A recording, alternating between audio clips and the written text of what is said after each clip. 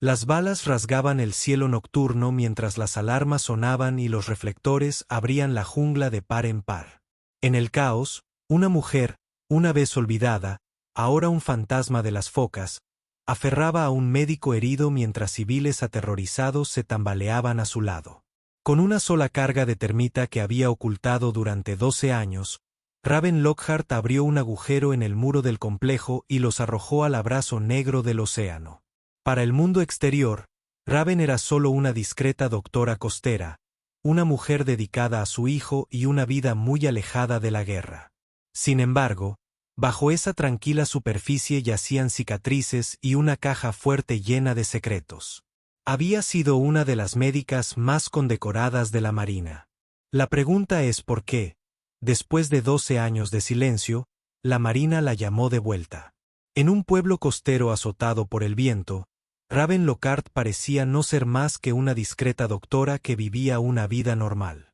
Su vida parecía sencilla, casi sin importancia.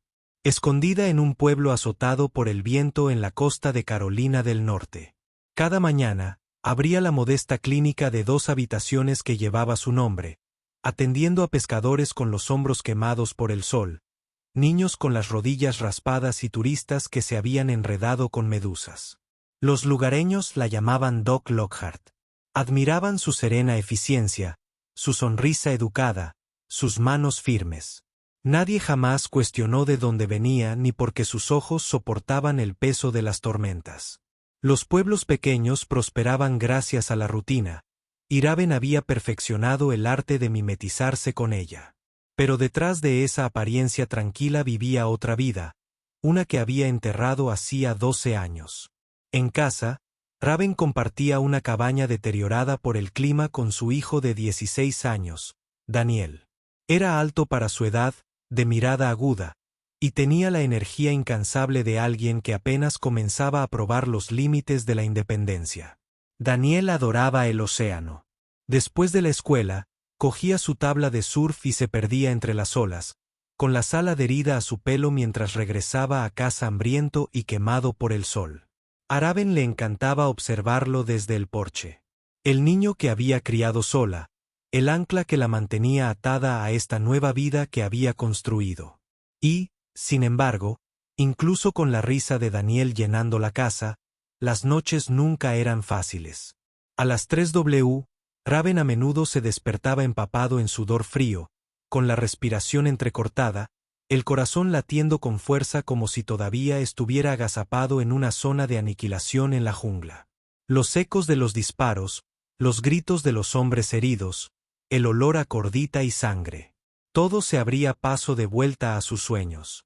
Se sentaba al borde de la cama, mirando fijamente a la oscuridad, susurrándose a sí misma que todo había terminado, que estaba a salvo, que Daniel estaba a salvo. Pero las cicatrices en su omóplato contaban una historia diferente, una que ninguna palabra de consuelo susurrada podría borrar. Le dijo a su hijo que era por haberse caído de una bicicleta a los 12 años. Daniel nunca la presionó, pero se dio cuenta. Siempre se dio cuenta. Escondida en el fondo del armario de Raven, bajo un abrigo de invierno que rara vez usaba, había una caja fuerte. El metal estaba deslustrado, sus bordes abollados, su peso mucho mayor de lo que su tamaño debería permitir. Durante 10 años, la combinación no había cambiado. El cumpleaños de Daniel. El único número que la ataba pasó a su presente. Dentro yacían los restos de la vida que había jurado abandonar. Un pin trident de la Marina opacado por el tiempo. 2 placas de identificación que una vez colgaban de su pecho en misiones de las que nunca habló. Una tarjeta plastificada con códigos de autorización que ningún civil debería poseer, y un trozo de papel impermeable doblado con un solo número de teléfono. A veces, en las noches de insomnio, Raven abría la caja y pasaba los dedos por esos artefactos. Cada pieza llevaba un recuerdo lo suficientemente nítido como para cortar. El tridente le recordaba el día en que lo ganó. Los agotadores meses de entrenamiento, el agotamiento profundo y el orgullo que ardía más brillante que los moretones en su piel. Las placas de identificación susurraban los nombres de amigos que no habían regresado. Los códigos de autorización eran una reliquia de acceso que nunca debería volver a necesitar. Puertas a las sombras que era mejor dejar cerradas. Y ese número de teléfono, eso era lo que más temía. Se decía a sí misma que guardaba la caja fuerte solo para emergencias. Pero en el fondo, Raven sabía la verdad. La guardaba porque una parte de ella, la parte que había salido de helicópteros a lugares que no existían en los mapas, la parte que había curado heridas mientras las balas atravesaban la noche, no estaba convencida de que su guerra hubiera terminado de verdad. Sus vecinos nunca lo adivinaron. Para ellos, Raven era amable, confiable, profesional. No tenían idea de que cerraba con llave todas las ventanas al anochecer ni que examinaba cada puerta antes de entrar en un edificio. No notaron cómo cambiaba su postura cuando un extraño entraba en su clínica. Cómo su mano se crispaba como si buscara un arma que ya no llevaba. Los hábitos de un Navy SEAL nunca se desvanecían. Solo se volvían latentes. Y así Raven vivía en dos mundos a la vez. De día era la curandera, la madre, la mujer tranquila junto al mar. De noche, luchaba con fantasmas con cicatrices visibles y ocultas. La caja fuerte aguardaba en el armario, silenciosa y paciente, como si supiera lo que Raven se negaba a admitir, porque en el fondo comprendía algo que jamás podría decir en voz alta. Puedes alejarte del campo de batalla, pero el campo de batalla nunca te abandona. El día había sido normal, casi doloroso. Raven Lockhart cerró su clínica mientras el sol se deslizaba hacia el horizonte, tiñendo el océano de vetas doradas y carmesí. El viento salado traía los lejanos gritos de los goles, y las calles estaban casi vacías. Cerró la puerta principal, guardó la llave en el bolsillo, por un momento, se permitió respirar la comodidad de la rutina. Esta era la vida que había construido, sencilla, tranquila, controlada. Pero entonces, el sonido de neumáticos pesados sobre la grava rompió esa ilusión. Una camioneta negra entró en el aparcamiento. Sus ventanas tintadas reflejaban la luz moribunda. No había insignias, ni placas rastreables, ni vacilación en la forma en que se detuvo. Raven se quedó paralizada, cada nervio de su cuerpo gritando al reconocerlo. Vehículos como ese no pertenecían allí. No, a menos que llevaran fantasmas. Dos hombres salieron, vestidos de civil, pero con postura rígida, movimientos deliberados, la clase de hombres entrenados para moverse en las sombras. Uno se acercó a ella lentamente, con las manos visibles, con cuidado de no provocar una reacción. Pronunció su nombre con una voz demasiado formal, demasiado practicada. Raven Lockhart. El sonido de su nombre completo, pronunciado con autoridad, la atravesó como una cuchilla. No lo había oído en años. Por aquí. Ella solo era la Doc Lockhart. Para Daniel, ella era mamá. Para la Marina, había sido la teniente Lockhart una vez. Escucharlo ahora era un recordatorio de que el pasado no había muerto. No importaba cuánto intentara enterrarlo, no respondió de inmediato. El estacionamiento estaba vacío. Daniel seguía en la práctica de fútbol. Por un segundo, consideró fingir que no sabía el nombre, fingir que solo era la doctora que todos creían que era. Pero el hombre ya estaba metiendo la mano en su chaqueta, lenta y deliberada, sacando un sobresellado. Era un papel grueso y pesado, sin marcar excepto por una sola línea. Teniente Comandante Raven Lockhart. Solo ojos. Se le encogió el estómago. Ya no estoy autorizada para nada, dijo, aunque las palabras sonaron huecas incluso para ella. Lo estabas, respondió el hombre en voz baja. Y ahora mismo podría ser la única que recuerda cómo funciona esto. No esperó una respuesta. Extendió el sobre, lo sujetó firmemente hasta que ella lo tomó y luego, con un solo asentimiento, regresó a la camioneta. El vehículo arrancó sin chirridos de neumáticos ni luces intermitentes. Suave, profesional, como un fantasma que nunca había estado allí. Raven se quedó sola, con el sobrepesado en sus manos. Quiso tirarlo al mar para fingir que nunca la había encontrado, pero sus dedos la traicionaron, rompiendo el sello en cuanto entró en la cocina. Dentro había 3 artículos. Una hoja de papel doblada con un mensaje críptico. Una fotografía aérea granulada en blanco y negro. Un conjunto de coordenadas GPS escritas en tinta roja. El papel decía: Archipiélago de Zulú. Convoy de ayuda interceptado. Extracción comprometida. Sujeto Víctor Kilo 3. Solo consulta, no una orden de reincorporación. Su mirada se desvió hacia la fotografía, un complejo selvático enclavado en colinas familiares. Figuras borrosas por la distancia, rodeadas de guardias armados, y un detalle que le heló la sangre. Un paquete de médico de campaña. No cualquier paquete. Su diseño, uno de solo una docena jamás emitido, estaba destinado a médicos de inserción profunda. La vista le hizo temblar las manos. Habían pasado 12 años desde la última vez que vio ese complejo. Había salido viva de él cuando otros no. Había enterrado la mitad con explosivos, jurando que nunca volvería. Y ahora alguien estaba atrapado allí de nuevo, portando equipo que se vinculaba directamente con su pasado. En el margen del papel, 3 palabras estaban escritas con letra pequeña y deliberada. Recordar potencial activo. Raven se aferró al borde de su fregadero de la cocina hasta que sus nudillos se pusieron blancos. Pensó en Daniel, de 16 años, esperando a que lo recogiera, felizmente inconsciente de la tormenta que azotaba sus tranquilas vidas. ¿Podría mirarlo a los ojos y fingir que no había pasado nada? ¿Podría arriesgarse a dejarlo sin respuestas si volvía a las sombras? Su reflejo la observaba desde la ventana oscura de la cocina. No veía al médico costero que el pueblo conocía. Vio al médico de los Navy SEALs que había curado heridas bajo fuego enemigo, que había arrastrado a hombres el doble de grandes que ella por el barro y la sangre, que había jurado no dejar morir a su equipo sin luchar. Y ahora el pasado la reclamaba de nuevo. Raven estaba sentada a la mesa. Las fotografías se extendían frente a ella. Las coordenadas se le quedaron grabadas en la mente.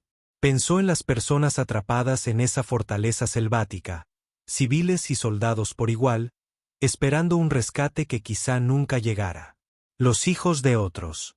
La familia de otros. Había construido una vida en torno a proteger a Daniel. Pero ¿no era esa la misma promesa que una vez les hizo a sus compañeros? ¿Proteger vidas cuando nadie más podía? Esta era la cruel verdad de los veteranos que intentaban desaparecer. Podías cambiar tu nombre, tu dirección, incluso el latido de tu corazón. Pero el mundo nunca te dejaba escapar de verdad. Las habilidades, los instintos, las deudas. Esperaron, silenciosos y pacientes, hasta que volvieron a llamar. Raven cerró la caja fuerte más tarde esa noche.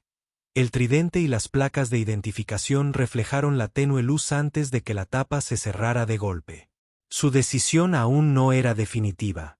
Se dijo a sí misma que necesitaba más tiempo, pero en el fondo sabía la verdad. Siempre había sabido que un día el pasado la encontraría, y esa noche lo había hecho. El viaje hacia el sur se sintió como un regreso a un mundo que Raven había jurado abandonar. Las carreteras costeras dieron paso a puestos de control militares, y finalmente, a las puertas de un lugar que técnicamente no existía. Fort Yon, una instalación naval abandonada sobre el papel, pero en realidad, una base en la sombra donde nacieron operaciones demasiado delicadas para los titulares. El guardia de la entrada apenas miró su identificación antes de dejarla pasar. Fue entonces cuando supo que su autorización nunca había sido borrada, solo enterrada. Era como si el sistema siempre hubiera esperado su regreso. Al salir de su camioneta, el familiar olor a combustible de avión mezclado con aire salado la envolvió como un abrigo viejo y no deseado. Los reflectores atravesaban el complejo, iluminando siluetas de helicópteros y vehículos blindados. Jóvenes operadores se movían en formaciones disciplinadas, con los fusiles colgados con indiferencia, pero la mirada penetrante. Recordó cuando una vez había caminado así, joven, invencible, convencida de que el mundo podía doblegarse a su voluntad. Dentro del edificio de operaciones, el tiempo pareció desmoronarse. Las mismas paredes gris acero, el mismo zumbido de servidores y radios, el mismo aire viciado con un ligero olor a café y tensión. Y entonces lo vio. El comandante Adrien Lokach, 12 años mayor, con el pelo entrecano, pero los mismos hombros rectos y la misma postura deliberada. Una vez, Raven lo había sacado a rastras de un edificio derrumbado en Afganistán con una pierna destrozada. Había jurado que le debía la vida. Ahora estaba frente a ella, no como un superviviente, sino como quien la arrastraba de vuelta a las sombras. Raven, dijo con voz tranquila y firme. Comandante, respondió ella, sin ofrecerle calidez. Abriste el paquete, así que sabes por qué estás aquí. La mirada de Raven se desvió hacia la pared, cubierta de imágenes satelitales. El archipiélago de Zulú la observaba en tonos negros y grises. Una densa jungla, costas escarpadas, en el centro, un recinto fortificado que esperaba no volver a ver. No me has traído aquí para recordar el pasado, dijo con frialdad. Adrien asintió, señalando las imágenes de la emboscada de 3 días que sufrieron un convoy de ayuda. Nuestra fuerza de reacción rápida intentó un rescate. Perdimos contacto a las 12 horas. Civiles y operadores están retenidos dentro. Conoces ese terreno mejor que nadie. La sala se estremeció al entrar los jóvenes SEAL. Parecían carteles de reclutamiento, musculosos, de mirada aguda, la personificación de las operaciones especiales modernas. Pero bajo su compostura había algo que Raven reconoció de inmediato: escepticismo. Uno de ellos, un teniente apenas mayor que Daniel, se reclinó en su silla y murmuró lo suficientemente alto para que los demás lo oyeran. Ella es la consultora. Raven lo ignoró, estudiando los mapas del terreno. Con un solo dedo, trazó una línea de cresta que nadie había marcado. Estás viendo el acceso norte. Esa es una zona de muerte. Te esperarán allí. Si quieres que tu gente vuelva con vida, pasa por aquí. Tocó el estrecho lecho de un arroyo oculto bajo un denso follaje. Se inunda en la temporada de monzones, pero ahora mismo es tu mejor oportunidad. El teniente se burló. Con todo respeto, señora, la información muestra que ese arroyo se secó hace años. Raven se volvió hacia él, con la mirada fija. Tifón hace 2 años. El arroyo excavó un nuevo canal. Tu información está desactualizada. Si la sigues, llevarás a tu equipo directo a una emboscada. La sala quedó en silencio. Incluso Adrien la estudió con un silencioso reconocimiento de alguien que le recordaba porque había sobrevivido a misiones que mataban a otros. Este fue el momento en que sintió el peso de su presencia. No estaba allí para impresionarlos con rango o músculos. Estaba allí porque la experiencia, la que se dejaba marcada en cicatrices y noches de insomnio, traía verdades que ningún satélite podía ver. Adrien rompió el silencio. Por eso estaba aquí. Salió viva de ese complejo cuando a otros no. Puede que no te guste, pero más vale que escuches. El teniente apretó la mandíbula, pero no dijo nada más. Raven se recostó, cruzándose de brazos. No necesitas caerme bien. Solo tienes que decidir si quieres volver a casa. Durante un largo rato, nadie habló. Luego, lentamente, la sala cambió.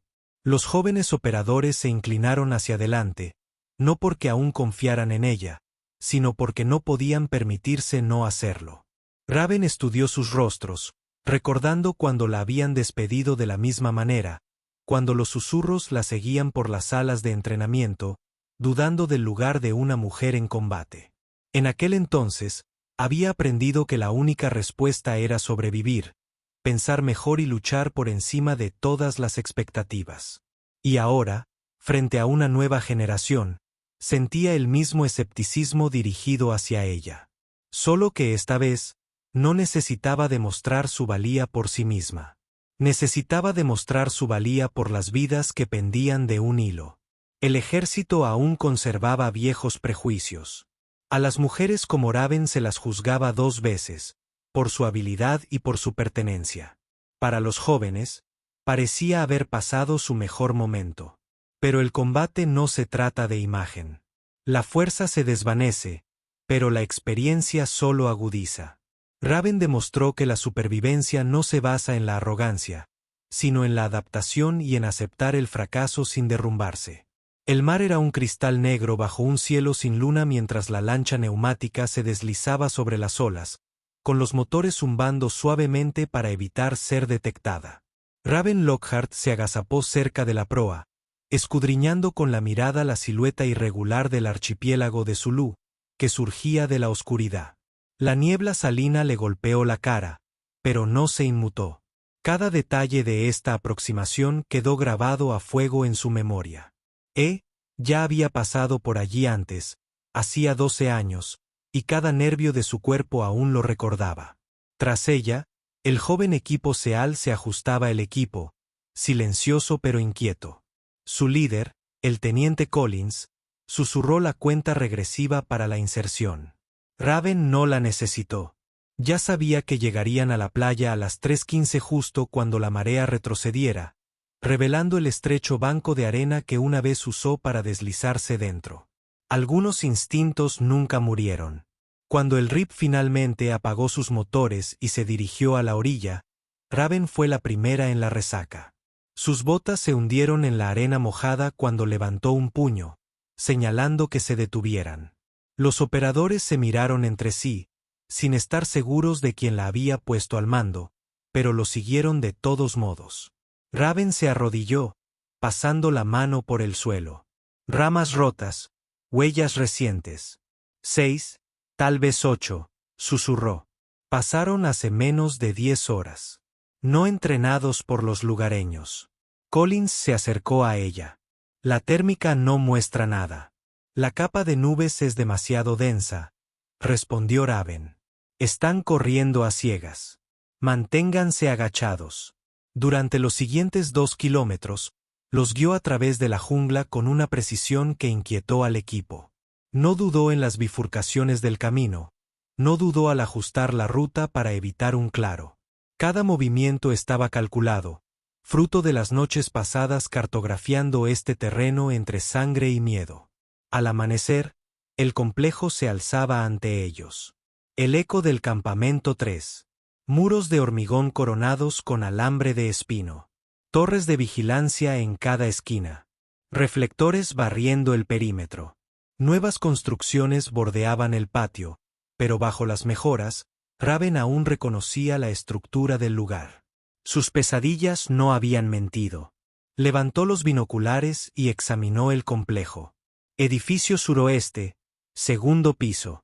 Ahí es donde los mantendrán. Collins frunció el ceño. ¿Cómo lo sabes? Porque ahí es donde nos tenían, dijo Raven rotundamente. El aire se quedó quieto. Nadie preguntó más. El plan era simple. Raven se infiltraría por el desagüe pluvial que una vez usó para escapar, confirmaría a los rehenes, marcaría las rutas de salida y luego avisaría al equipo. Pero la simplicidad en teoría era un caos en la ejecución. Se despojó de lo esencial, un pequeño botiquín, una radio y su cuchillo. Luego, sin ceremonia, se deslizó por el desagüe. El hormigón estaba agrietado, cubierto de maleza, pero aún intacto. Se arrastró 9 metros a gatas, con el corazón latiendo a un ritmo que no había sentido en años. Para cuando llegó al gran, se oyeron voces, hombres hablando en voz baja, botas raspando contra el pavimento. Raven se asomó. El patio parecía casi idéntico al de hace 12 años, excepto por un detalle. Los guardias eran disciplinados. Para cuando las fuerzas de seguridad cerraron la zona, ya se encontraba a 5 kilómetros de distancia, en dirección al punto de extracción donde esperaba el equipo de Blake. 3 objetivos eliminados, informó Harper al encontrarse a salvo a bordo del helicóptero de extracción. Misión completada. La voz de Blake resonó con auténtico alivio y asombro. Harper, lo que acabas de lograr no tiene precedentes. 3 objetivos de alto valor, 3 países diferentes, 12 horas. Acabas de evitar un ataque que habría matado a miles de estadounidenses y nadie sabrá jamás qué ocurrió. Ese es el trabajo, respondió Harper. Mantenerse en secreto, mantenerse eficaz, mantenerse con vida. 2 semanas después, Harper estaba de vuelta en Side-Echo, analizando la misión y preparándose para lo que viniera después. La amenaza de los 3 generales había sido eliminada discretamente, y sus muertes se atribuyeron a diversas causas que no dejaban evidencia de la participación estadounidense. Pero el éxito de la misión había creado una nueva realidad. Harper había demostrado que un solo operador con las habilidades adecuadas podía lograr lo que normalmente requeriría operaciones militares completas. Blake no era el único que comprendía las implicaciones. Harper estaba en sus aposentos cuando Blake llegó con alguien a quien no conocía, una mujer vestida de civil que se comportaba con la autoridad de un alto rango. Harper, soy la directora Rachel Martínez, de la CIA. Le gustaría hablar contigo sobre tu futuro. Martínez se sentó con expresión seria. La señorita Johnson, o debería decir fantasma, porque así te llaman en los círculos de inteligencia. El operador que no existe, pero que acaba de eliminar a 3 de nuestros adversarios más peligrosos. Prefiero a Harper, respondió ella. ¿Harper? Entonces lo que lograste fue extraordinario. El coronel Blake lleva 3 años dirigiendo su propia operación, entrenándote al margen de los canales oficiales, desplegándote en misiones que no pueden ser reconocidas. Ha sido irregular, como mínimo. ¿Estás aquí para cerrarnos?, preguntó Harper. En realidad, estoy aquí para expandirte. La misión que acabas de completar demostró que a veces el enfoque más efectivo es aquel que existe completamente fuera de las estructuras de mando normales. Queremos crear un programa oficial, aún clasificado, aún negable, pero con más recursos y apoyo. Seguirías trabajando con el coronel Blake, pero con un equipo de operadores como tú. Entrenamiento secreto, misiones secretas, resultados secretos. Harper miró a Blake, quien asintió levemente. Esta era la siguiente evolución de lo que habían estado construyendo. ¿Qué tipo de misiones?, preguntó Harper. Del tipo que las operaciones militares y de inteligencia tradicionales no pueden manejar. Objetivos de alto valor político protegidos. Situaciones donde la acción oficial crearía incidentes diplomáticos o desencadenaría conflictos más amplios. Problemas que deben desaparecer discretamente, gestionados por personas que no existen oficialmente. ¿Cuántos operadores? Empezaremos con 5. Serías el primero y ayudarías a seleccionar y entrenar a los demás. El coronel Blake seguiría liderando el programa, pero con financiación y apoyo reales en lugar de escatimar recursos de presupuestos ocultos. Harper consideró la oferta. Durante 3 años, había estado sola en este mundo de sombras. La idea de tener a otros que entendieran lo que ella hacía, que compartieran la carga de misiones que nunca podrían reconocer, le resultaba atractiva. Tengo una condición, dijo Harper. Mantendremos total independencia operativa. Sin interferencias de políticos, sin misiones comprometidas por burócratas preocupados por sus carreras. Si creas este programa, tienes que confiar en que haremos lo que se debe hacer. Martínez sonrió levemente. Eso es exactamente lo que el coronel Blake dijo que exigirías, y es exactamente lo que estamos dispuestos a conceder. Tendrás autonomía para ejecutar misiones como creas conveniente con apoyo cuando lo necesites y distancia cuando no. Entonces estoy dentro. Durante el año siguiente, Harper ayudó a Blake a construir la unidad de operaciones encubiertas más elitista de la inteligencia estadounidense. Reclutaron operadores con habilidades especializadas. Otro francotirador llamado David Torres que podía hacer disparos en entornos urbanos que parecían imposibles. Un especialista en combate cuerpo a cuerpo llamado Racer que podía despejar habitaciones con una eficiencia letal. Un experto en infiltración conocido solo como Phantom que podía penetrar la seguridad que otros creían inexpugnable. Una piloto táctica llamada Jessica Phoenix Drake que podía volar cualquier cosa en cualquier condición. y un oficial de comunicaciones e inteligencia llamado Signal que podía piratear sistemas y recopilar inteligencia que los métodos tradicionales pasaban por alto. Cada operador fue borrado de los registros oficiales, se les dieron nuevas identidades y se les entrenó con los mismos estándares que Harper. Se convirtieron en fantasmas en el sistema, capaces de aparecer en cualquier lugar, cumplir misiones imposibles y desaparecer sin dejar rastro. El rol de Harper evolucionó de operadora solitaria a líder de equipo, y finalmente, a planificadora estratégica, trabajando con Blake para identificar amenazas y desarrollar soluciones que existían fuera de los marcos militares y de inteligencia convencionales. El M-24 seguía siendo su arma principal, pero ahora contaba con recursos y apoyo que la hacían aún más eficaz. 5 años después de su primera misión, Harper se encontraba en la ladera de una montaña en un lugar desconocido, observando a través de su mira telescópica un objetivo a 1400 metros de distancia. Lideraba una misión para eliminar a un líder terrorista que planeaba ataques contra civiles estadounidenses, apoyado por su equipo, que cubría las rutas de aproximación y proporcionaba inteligencia en tiempo real. El disparo fue complejo, alcance extremo, vientos de montaña, un objetivo en movimiento. Pero Harper había realizado disparos más duros, superado mayores desafíos y cumplido misiones que parecían imposibles. Controló su respiración, calculó las variables y esperó el momento perfecto. El M-24 disparó. Otra amenaza eliminada.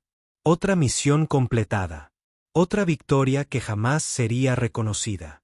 Mientras Harper y su equipo se infiltraban en la zona, la voz de Blake llegó a través de su auricular.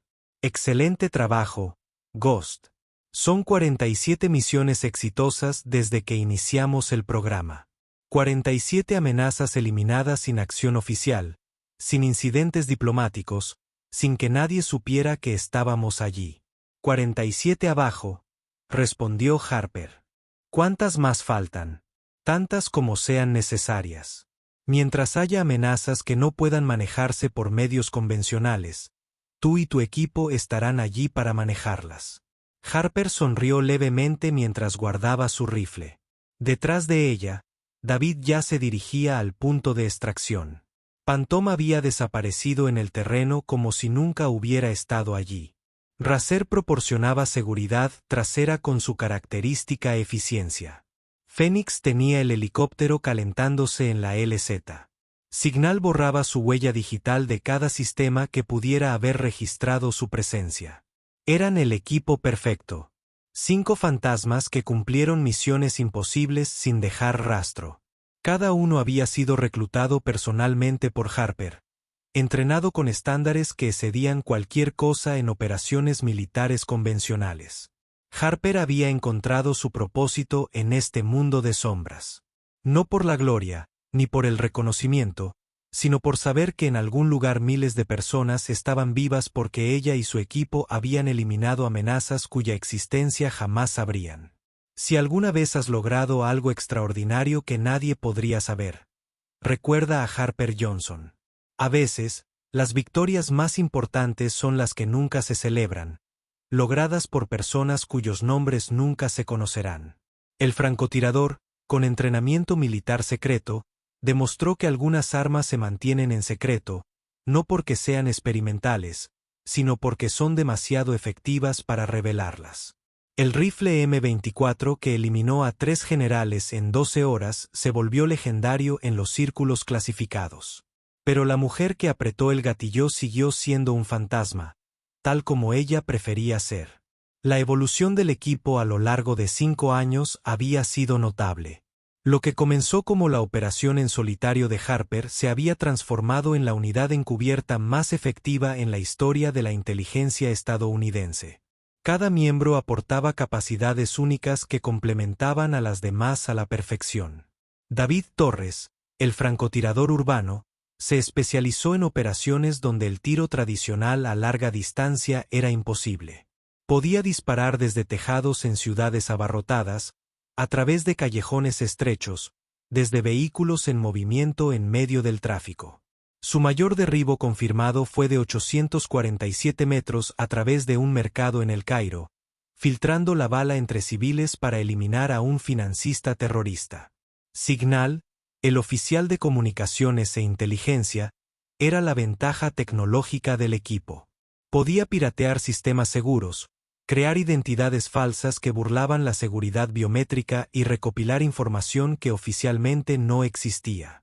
En una ocasión, redirigió la cobertura satelital para proporcionar al equipo imágenes aéreas en tiempo real durante una misión, y luego borró toda evidencia de que el satélite hubiera sido asignado. Juntos, formaron algo sin precedentes, una unidad de operaciones encubiertas capaz de manejar cualquier misión en cualquier lugar y contra cualquier objetivo. Operaban en los espacios entre la acción militar oficial y la realidad política, resolviendo problemas que los gobiernos no podían reconocer y eliminando amenazas que la diplomacia no podía abordar. El éxito del programa había atraído la atención de las más altas esferas del gobierno. Los presidentes recibían informes sobre amenazas que eran neutralizadas antes de que se hicieran públicas. Las agencias de inteligencia dependían del equipo para operaciones que no podían rastrearse hasta los canales oficiales. Los comandantes militares sabían que cuando las operaciones convencionales fallaban, existía un equipo capaz de lograr lo imposible. Pero con el éxito surgieron nuevos desafíos. Otras naciones habían empezado a sospechar que alguien realizaba operaciones encubiertas contra sus intereses. Las agencias de contrainteligencia buscaban pruebas de la participación estadounidense en asesinatos y sabotajes que oficialmente nunca ocurrieron. La seguridad operativa del equipo se volvió aún más crítica a medida que los adversarios intentaban identificar a los fantasmas que atormentaban sus pesadillas. Harper se encontró no solo liderando misiones, sino también desarrollando nuevos protocolos operativos, entrenando a la próxima generación de operadores y trabajando con Blake para garantizar que el programa pudiera continuar indefinidamente. Habían creado algo que los sobreviviría, una capacidad que Estados Unidos necesitaría mientras existieran amenazas que no pudieran manejarse por medios convencionales. El peso del mando la había transformado. Ya no era solo la francotiradora capaz de realizar disparos imposibles. Fue la arquitecta de operaciones que salvaron miles de vidas, la mentora que entrenó a los operadores para ser fantasmas en el sistema, la mente estratégica que identificó las amenazas antes de que se materializaran. Gracias por ver.